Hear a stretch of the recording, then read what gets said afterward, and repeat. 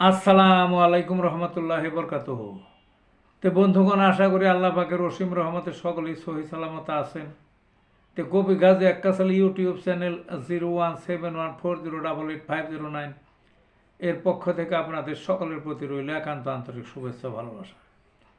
তে বন্ধুগণ, এখন আপনাদের সামনে স্বরচিত আরেকটা কবিতা পাঠ করবার চেষ্টা করব। কবিতাটার নাম হলো ধূর্ত গাভী। দেবীর দ্বারে বাস করিত এক যে চালাক গাভীতে, গলার দড়ি খুলে ফেলত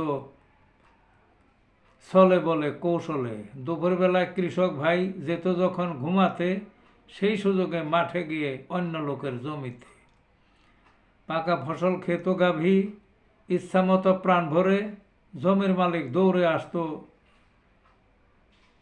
যখন পড়তো দৃষ্টিতে।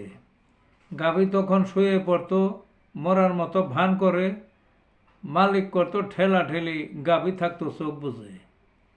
মৃত ভেবে জমির মালিক বিষাদ মনে নিজ গৃহে,